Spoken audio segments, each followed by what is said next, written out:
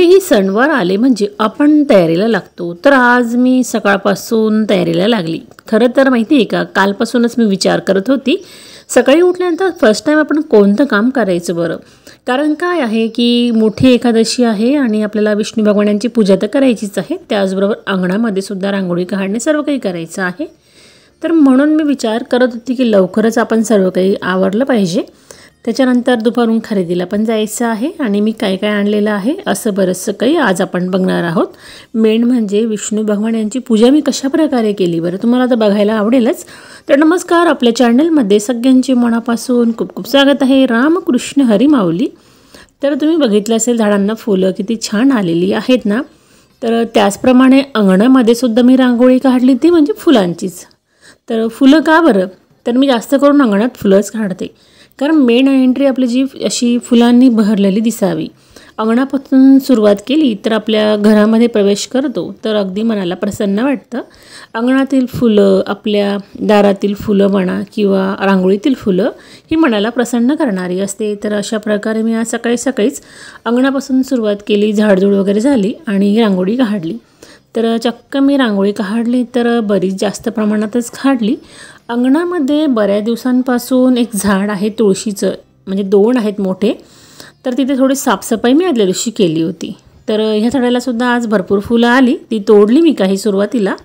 आणि बघा आता रांगोळी कशी काढलेली आहे. तर मला खूप आवडतं रांगोळी काढायला.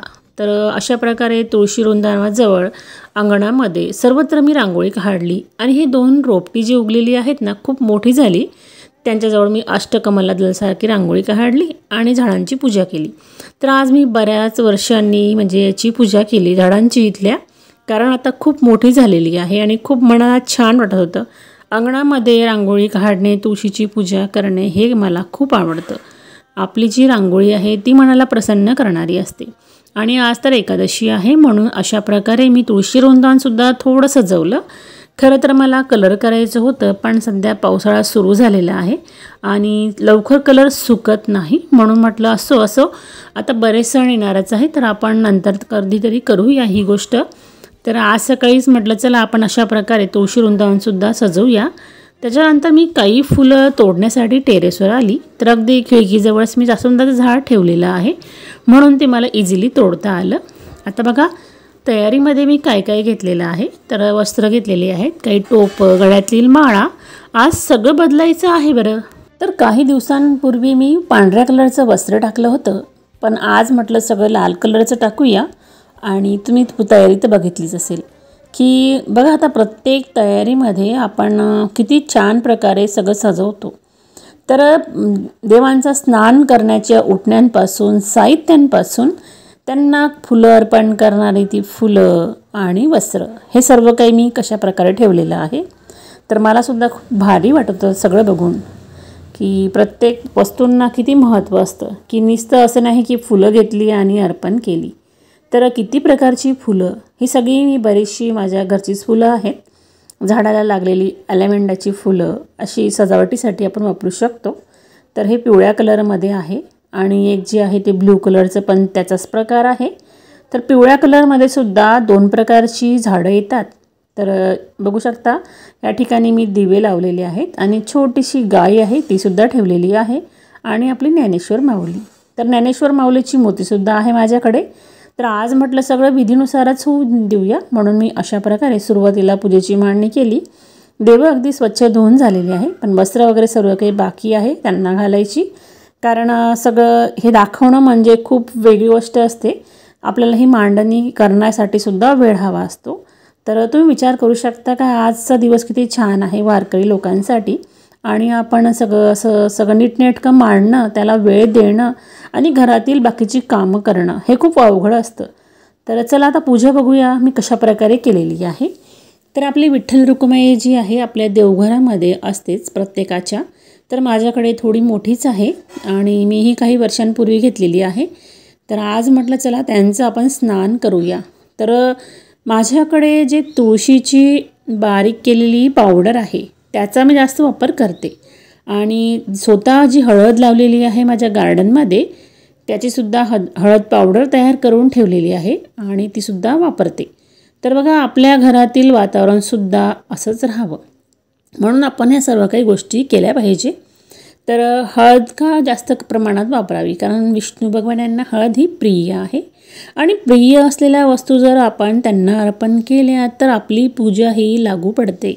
आणि बघा आपण नुसतं पूजा करून चालत नाही, तर पूजा करत असताना एखादा मंत्र म्हणा किंवा गाणं म्हणा काही ना काही लावून द्यायचं आणि त्यामध्ये तशी पूजा करायची. सागर संगीत म्हणजे खूप वातावरण अगदी प्रसन्न होतं. कुठलीही आपण ज्यावेळेस पूजा करतो तर तिची मांडणी त्यांचं पूजन याला अत्यंत महत्त्व असतं. तर ही पूजा करत असताना आपलं मन एकाग्र व्हावं म्हणून आपण अशा प्रकारे वेगळ्या प्रकारे आपण मांडणी करायची आणि त्यांची पूजा करायची. म्हणजे आपल्याला कसं 1 तास 1.5 तास असं आपलं जातो आणि आपल्याकडून सेवा होते, नामस्मरण होतं. आणि ही एक गोष्ट चांगली आहे किंवा नाही? बरं चांगलीच आहे ना. कारण कसं आहे, ज्यावेळेस आपण पूजापाठ करतो ना तर आपलं मन एकाग्र होणंसुद्धा महत्त्वाचं आहे. आपल्याला रोज वेळ मिळत नाही, पण महत्त्वाच्या तिथी असतात किंवा असे शुभ दिवस असतात ना, त्या दिवशी आपल्याकडून सेवा होणं खूप महत्त्वाचं आहे.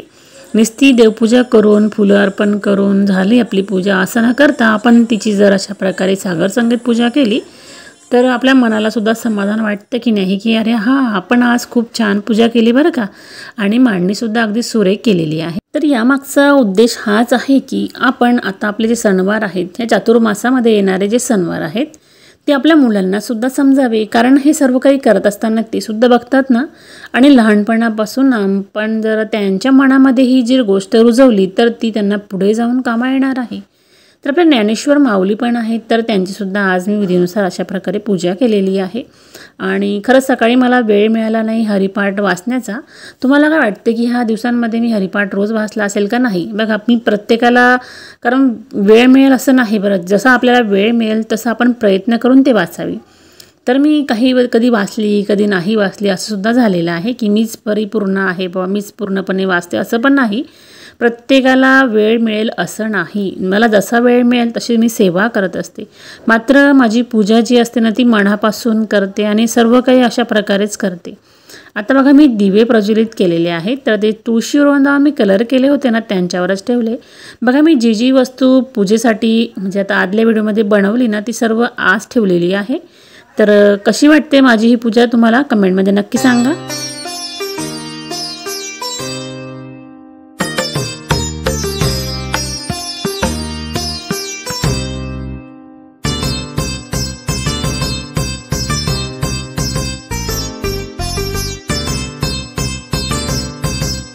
आजपासून मी सुरुवात केलेली आहे ते म्हणजे गोपद्म व्रताला सुद्धा. तर रोज आपण ते गोपद्म काढायचं, त्यांची पूजा करायची आणि त्यांना अगरबत्ती धूप दाखवायचा आणि तुम्ही नैवेद्य म्हणून दूध खडीसाखर आपण काहीही ठेवू शकतो. तर अशा प्रकारे सकाळी सकाळी जेव्हा वेळेस मी पूजा केली ना विठ्ठल रुक्माईची, तर तीसुद्धा रांगोळी आज इथे काढलेली आहे आणि अशा प्रकारे सर्व सजावट केली. खरं तर मला विठ्ठल रुक्माईसाठी नवीन वस्त्रसुद्धा बनवायचे होते, पण ते सुद्धा झालं नाही. कारण वाटतं आपल्याला खूप वस्तू बनवाव्या आणि तुमच्यासोबत शेअर कराव्या, पण बऱ्याच कारणांमुळे काहीच होत नाही. तर आता हे सणवार जे आहेत ते चालूच राहणार आहे आणि आपल्या या चॅनलवर आपल्याला अनेक प्रकारचे वेगवेगळ्या प्रकारचे मी वस्तू जे बनवेन तुमच्यासोबत शेअर नक्कीच करणार आहे. आणि आज मी थोडीफार खरेदीसुद्धा करणार आहे, ते म्हणजे काही कुंड्या घ्यायच्या आहेत. तर बघा आता भाजीपाला सध्या खूप खराब, म्हणजे बाजारात मिळतो तो खराब म्हणण्यापेक्षा औषधी वगैरे फवारलेली असते आणि आपण घरीच लावण्याचा प्रयत्न करावा. तर तसंच काही आमचं सुरू आहे. तर ती छोटीशी खरेदीसुद्धा आम्ही करणार आहे आणि काही ऑनलाईन वस्तूसुद्धा मागवलेल्या आहेत, तर ते सुद्धा मी तुमच्यासोबत शेअर करणार आहे. आणि एक असं कापड आहे पडद्याचं, तर मी ते कसं मागवलेलं आहे. तर हॉलमध्ये बघू शकता अशा प्रकारे गायीची पूजा झाली आणि त्याच्यानंतर दुपारूनच खरं आम्ही निघालो. तर माझी मुलगी आणि मी, तर बघा पावसाचं वातावरण अगदी झालेलं आहे. आम्ही सकाळपासून विचार करत होतो की आत्ता पाऊस थांबेल तेव्हा पाऊस थांबेल, पण पाऊस मात्र थांबायचं नाव घेत नव्हतं. तर तसंच आम्ही म्हटलं चला आपण जाऊन या, कारण उद्याचा परत 2 दिवस पाऊस जर राहिला तर आपल्याला जायलाच नाही भेटतं. म्हणून आम्ही दोघीच गेलो आणि आम्ही ठरवलं होतं घरून की कशाप्रकारे कुंड्या खरेदी करायच्या आहे, कारण भाजीपाला लावायचा आहे. भाजीपाला लावण्यासाठी आपण कुंडी कशी घेतली पाहिजे ते सुद्धा बघणार आहोत. तर आम्ही पोहोचलेलो आहोत. तर अशा प्रकारे शॉप आहे. तर अगदी काही किलोमीटरवरच आमच्या घरापासून हे शॉप आहे आणि भरपूर प्रकारच्या या ठिकाणी कुंड्यासुद्धा मिळतात. तर आम्ही आल्यानंतर तेच बघायला लागलो की कशा प्रकारे घ्यायचं आहे. ते म्हणजे कोथिंबीर आणि मेथीची भाजी लावायची आहे. तर त्याकरिता कशा प्रकारे घ्यायच्या आणि भाजीपाला लावण्यासाठी कशा घ्यायच्या आहे. आणि ऑनलाईन फुलांच्या बियासुद्धा मागवलेल्या आहेत वेगवेगळ्या. तर ते सुद्धा लावायचं आहे म्हणून ती एक खरेदी करायची होती. म्हणून अशा प्रकारे आम्ही थोड्या मोठ्याच कुंड्या बघत होतो, म्हणजे आडव्या. तर बघा या ठिकाणी भरपूर प्रमाणामध्ये मोठमोठ्या कुंड्यासुद्धा आहेत. त्यानंतर या ठिकाणावरून कोकोपीट आणि निमखली घेतलेली आहे, कारण हे सुद्धा घेणं महत्त्वाचं होतं. तर निमखली आणि कोकोपीटसुद्धा यांच्याकडे मिळून जातं. तर ह्या प्रकारच्या काही कुंड्या घेतलेल्या आहेत आणि घरी आल्यानंतर त्यांना आता होल पाडायची होती.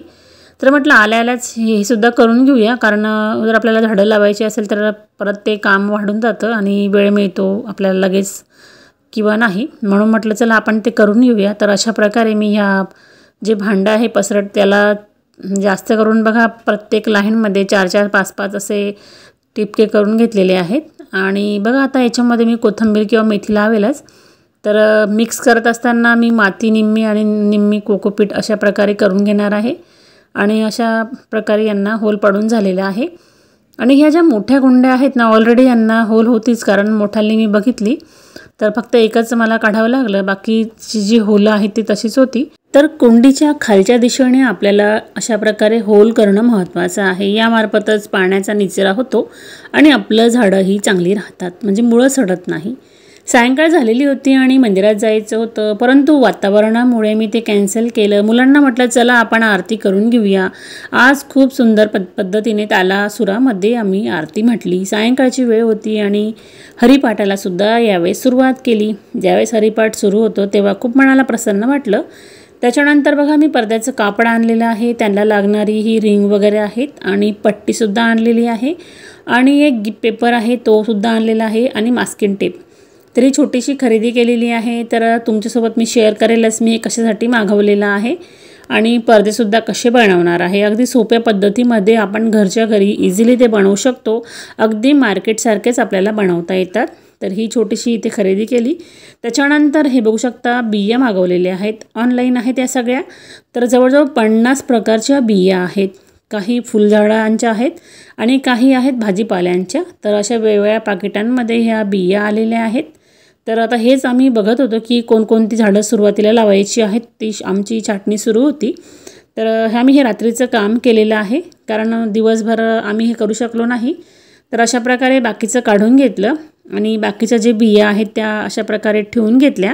तर याच्यामध्ये अनेक प्रकारच्या बिया आम्हाला बघायला मिळाल्या. जवळजवळ आपण जे कधी भाजीपाला कधी खाल्लेलाही नसतो ते सुद्धा आपल्याला बघायला मिळतंच. आता या पुढील वस्तूसुद्धा बघूया आपण मी काय खरेदी केलेलं आहे. तर ते ऑनलाईन मागवलेलं आहे. तर आपल्या स्त्रियांना जे आवश्यक असणारी गोष्ट असते तीच मागवलेली आहे. तर अशा प्रकारे आता पॅड मिळायला लागलेले आहेत. तर आपण बऱ्याचदा ते यूज अँड थ्रो पण वापरतो आणि कधीकधी याचीसुद्धा आवश्यकता असते आपल्याला.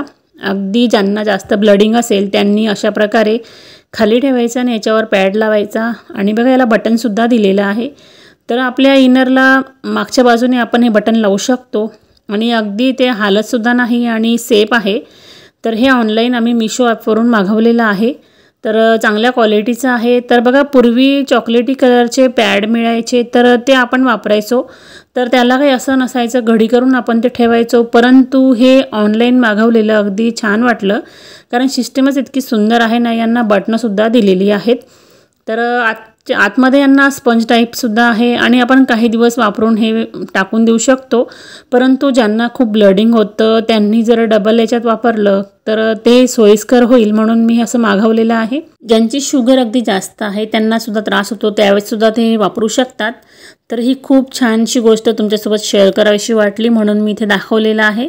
तर तुम्हाला माझी ही आयडिया कशी वाटली आणि माझी केलेली पूजा कशी वाटली कमेंटमध्ये नक्की सांगा. आपण परत पुन्हा भेटू अशा छान छान युजफुल व्हिडिओंसोबत पुढच्या व्हिडिओमध्ये. तोपर्यंत काळजी घ्या आणि आनंदात राहा. आणि कमेंटमध्ये लिहायला विसरू नका रामकृष्ण हरी. कमेंटमध्ये रामकृष्ण हरी जरी लिहिलं तरी तुमच्याकडून ती एक प्रकारची सेवाच होते ना.